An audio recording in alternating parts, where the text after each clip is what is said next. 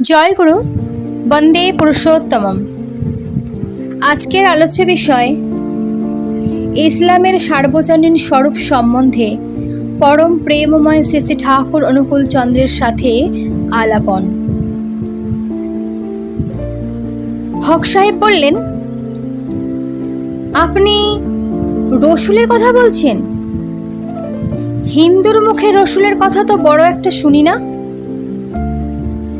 শ্রী শ্রী ঠাকুর, খোদার প্রেরিত যিনি, তিনি সবারই আপনজন। তিনি হিন্দু মুসলমান সকলেরই, সর্বমানবেরই। এই রসুলকে বাদ দিয়ে আমরা খোদাতলায় পৌঁছাতে পারি না। আবার রসুল বলছেন, আমরা যদি প্রেরিত পুরুষদের কাউকে স্বীকার করি, কাউকে অস্বীকার করি, কাউকে ছোট করে কাউকে বড় করি, তাহলে সেটা কাফেরত্বেরই শামিল। আবার ঈশ্বর বিশ্বাসী অটুট ইষ্টপ্রাণ কাউকে যদি কেউ কাফের বলে, সেও তার ভিতর দিয়ে নিজের কাফেরত্বেরই পরিচয় দেয়।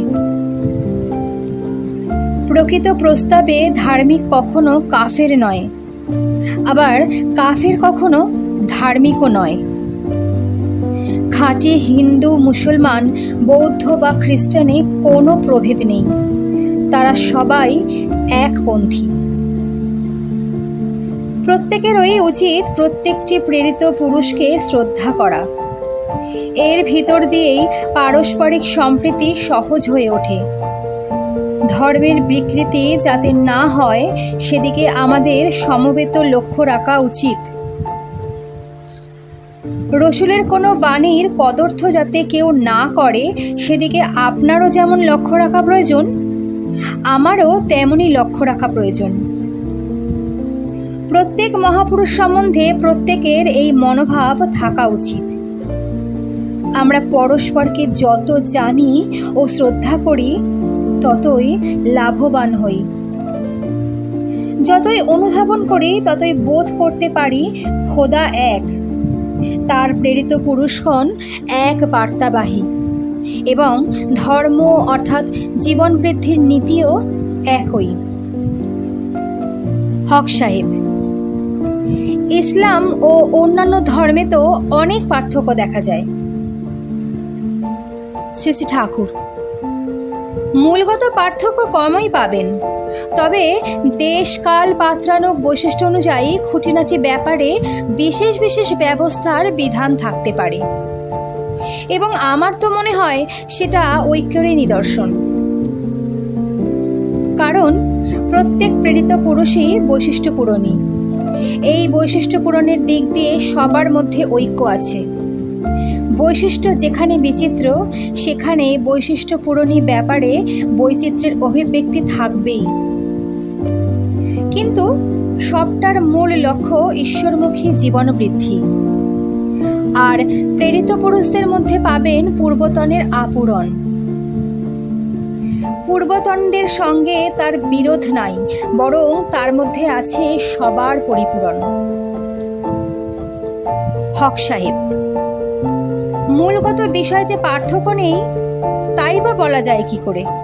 শ্রী শ্রী ঠাকুর, ধরুন ইসলাম শব্দের মানে আমি শুনেছি খোদায় আত্মনিবেদন বা শান্তি। সব ধর্মেরই তো মূল কথা এই।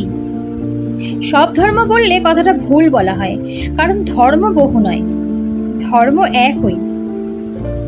আর কালেমা, নামাজ, রোজা, হজ, জাকাত, এই 5টি অনুষ্ঠান শুনেছি মুসলমানদের অবশ্য করণীয়।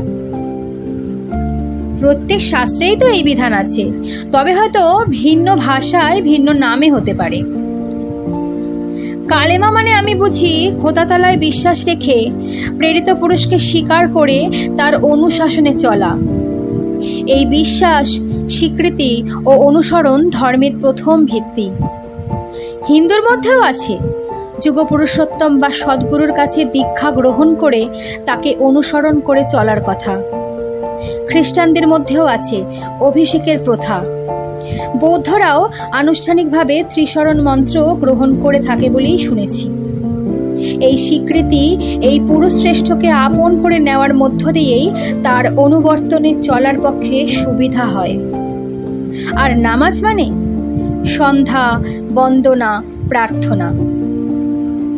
মানুষ ইষ্টের স্মরণ মনন যত করে তত তার মন পবিত্র হয়ে ওঠে, প্রবৃত্তিগুলিকে সুনিয়ন্ত্রিত করবার কায়দা পায়, আত্মবিশ্লেষণ ও আত্মসমীক্ষণে পটু হয়।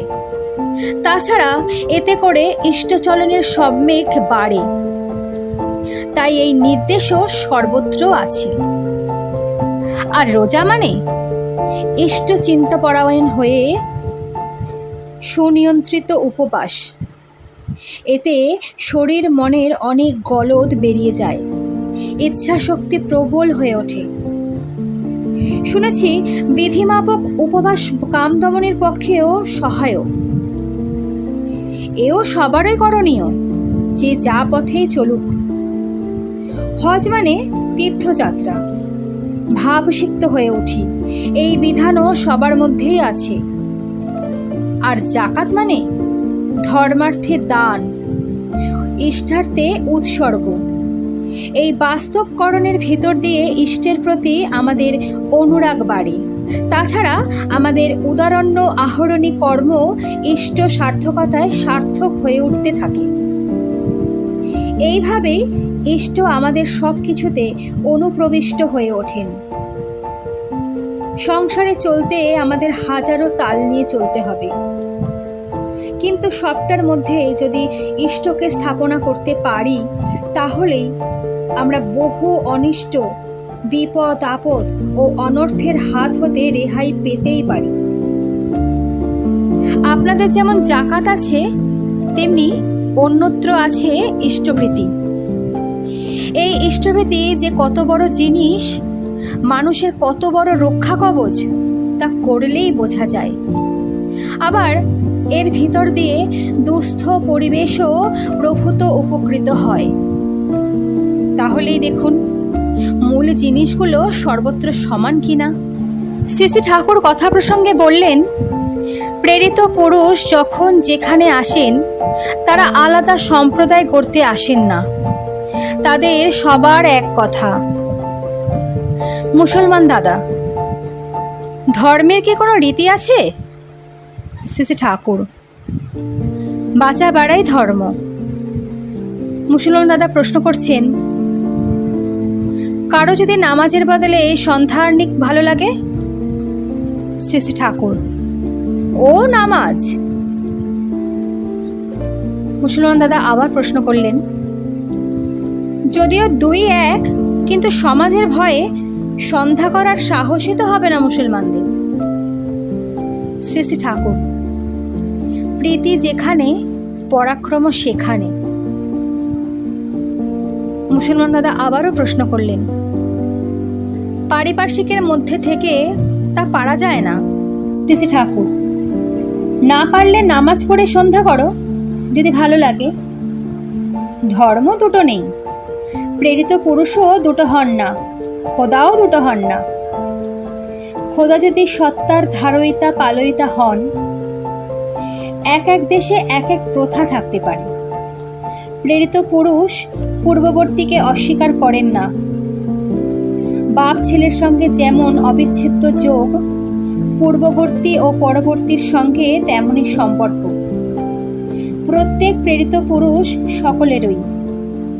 এদের মধ্যে সঙ্গতি আছেই, সেই সঙ্গতি সামাজিক জীবনে ফুটিয়ে তুলতে হবে। আর তা হলো ঈশ্বরের সঙ্গতি। জয় গুরু।